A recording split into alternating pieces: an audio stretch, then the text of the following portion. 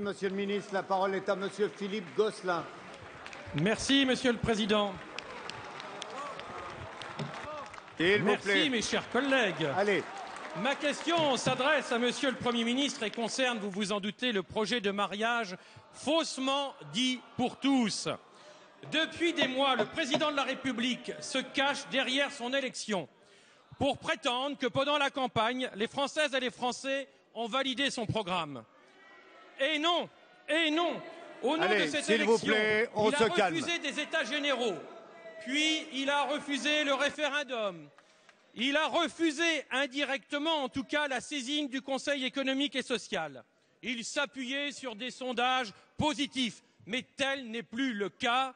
Les Françaises et les Français disent non au projet de mariage et d'adoption.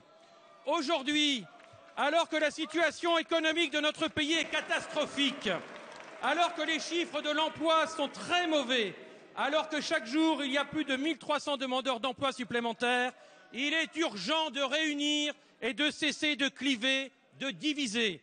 La seule guerre qui vaille est la bataille économique, la bataille de l'emploi. À 2 heures du vote solennel, nous voulons vous redire, Monsieur le Premier ministre, que ces Français, ces Françaises ne veulent pas de ce projet qui les inquiète. Ils ne veulent pas de la PMA. Ils ne veulent pas par la suite de la gestation pour autrui. Ils ne veulent pas de cette logique de l'enfant à tout prix. C'est cela qui effraie les Françaises et les Français. Alors ne restez pas sourds à ces campagnes, à ces villes qui grondent. Oui, dès le vote de la loi, nous irons déposer un recours devant le Conseil constitutionnel. Les motifs, les griefs sont très nombreux. Alors, Monsieur le Premier ministre, demandez donc au Président de la République de retirer ce projet tant qu'il en est encore temps. Bien, mes chers collègues, on va essayer de faire un peu de calme, on va s'écouter. Et je donne la parole à Madame Christiane Taubira, garde des Sceaux, ministre de la Justice.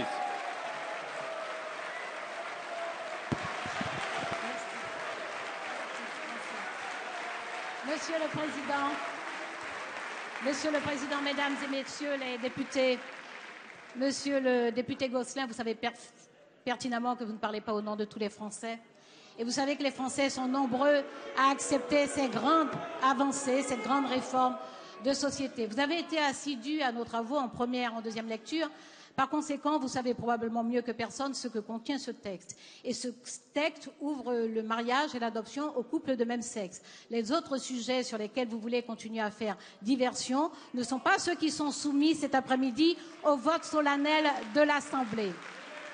Vous savez parfaitement donc que nous avons travaillé ensemble et l'Assemblée a bien enrichi, ainsi que le Sénat, ce texte qui ouvre le mariage et l'adoption aux couples de même sexe et qui permet donc à ces couples, au-delà de l'union libre, au-delà du pacte civil de solidarité, de construire un projet conjugal et un projet parental. C'est un texte généreux, c'est un texte d'égalité, c'est un texte qui ouvre une grande et belle institution républicaine à certains de nos concitoyens dont la citoyenneté n'était pas pleinement reconnue. Je ne doute pas une seconde qu'indépendamment du jeu qui a eu lieu ces dernières semaines, vous qui êtes à la fois un parlementaire, un législateur et aussi un maire, vous aurez à cœur de faire en sorte d'abord de la pédagogie et ensuite que les lois de la République, si celle-là est adoptée tout à l'heure, elle deviendra une loi de la République, que les lois de la République soient appliquées sur l'ensemble du territoire et vous participerez ainsi à la grande œuvre d'égalité engagée par ce gouvernement.